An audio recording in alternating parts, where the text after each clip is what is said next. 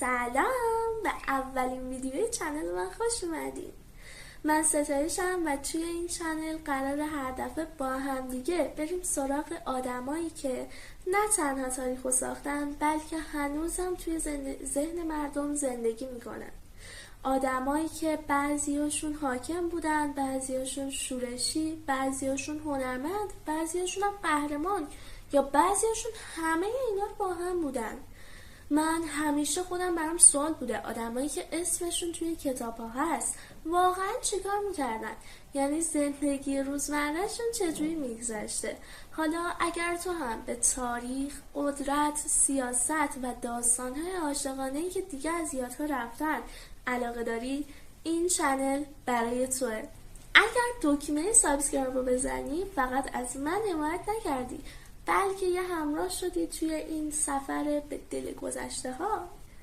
خب آماده ای با هم دیگه بریم سراغ زنی که فقط یک ملکه نبود بلکه یک افسانه زنده بود. زنی که همه فکر میکردن فقط زیباست، اما واقعیت داستان خیلی فراتر از این چیزا بود. درسته؟ موضوع این ویدیو ما درباره ملکه کلئوپاترا است.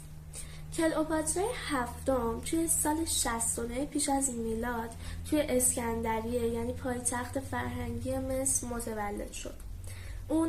خانواده اون از دودمان بطرموسی ها بودند که پس از مرگ اسکندر مقدونی بر مصر حکومت می‌کردند.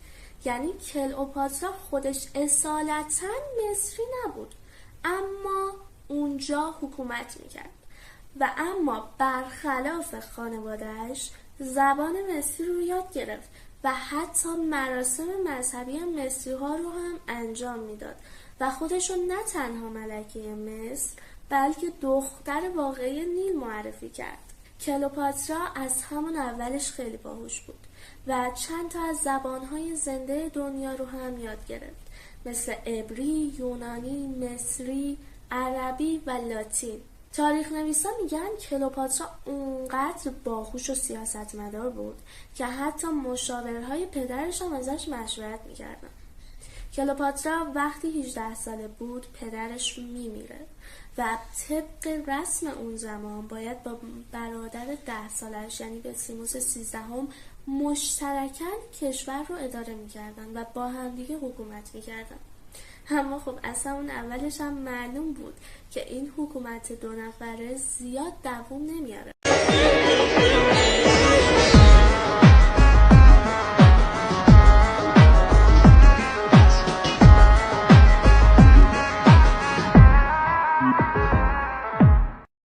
کلئوپاترا با مشاورهای برادرش دعواش بالا میگیره و همین باعث میشه که از اسکندریه به عراق امروزی تبعید بشه و از قصر اخراج بشه. توی اون زمان جولیوس سزار که یکی از قدرتمندترین مردان روم بود برای آروم کردن اوضاع داخلی مصر به اسکندریه اومد تا با فرعون مصر دیدار کنه. همونجا بود که کلئوپاترا با خودش گفت اگر فقط من زودتر از برادرم سزار رو ببینم بهش ثابت میکنم که من فرعون بهتری هستم. ولی هیچ راه رسمی براش نبود که بتونه وارد قصر شه، چون هم تبعید شده بود و هم از قصر اخراج شده بود. پس اومد یه نقشه کشید، یه نقشه تاریخی که به عقل جنم نمیرسید. اون اومد خودش رو داخل یک قالیچه پیچید و با کمک یکی از خدمتکاران بسیار وفادارش داخل قصر شد و با سزار دیدار کرد. همونجا بود که جولیوس سزار تحت تاثیر کلئوپاترا قرار گرفت و اونجا بود که آینده مصر به طور کامل تغییر کرد. این 2 نفر با هم متحد شدن، هم سیاسی و هم عاشقانه. کلئوپاترا دوباره تونست سلطنت رو پس بگیره، البته با کمک سزار، و از سزار دارای فرزندم شد، یه پسر به نام سزاریون. این رابطه برای روم جنجال برانگیز بود. کلئوپاترا به عنوان زنی که تونسته بود قدرتمندترین مرد روم رو تحت تاثیر بذاره هم تحسین میشد و هم ترسناک به نظر می رسید. پس از به قتل رسیدن جولیوس سزار، روم وارد دوران آشوب شد و کلئوپاترا هم رفت سراغ مرد دیگه‌ای، مارک آنتونی. این دو با همدیگه رابطه‌ای بسیار پرشور داشتن، یعنی عاشقانه و بسیار بسیار استراتژیک. اونا با هم متحد شدن، ازدواج کردن و صاحب 3 بچه شدن. کلئوپاترا به دنبال برگردوندن قدرت و شکوه امپراتوری مصر بود و مارک آنتونی هم به دنبال به دست آوردن قدرت در برابر اکتاویان، دشمن سرسختش در روم.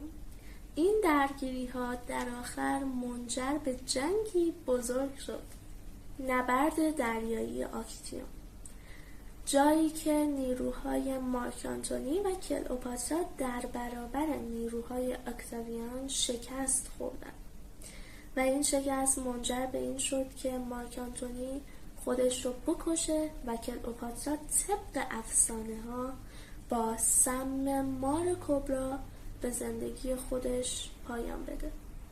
کلئوپاترا آخرین فرعون مصر بود و پس از مرگ اون مصر به طور کامل زیر سلطه روم رفت و این یک پایان بود برای امپراتوری های بومی در مصر.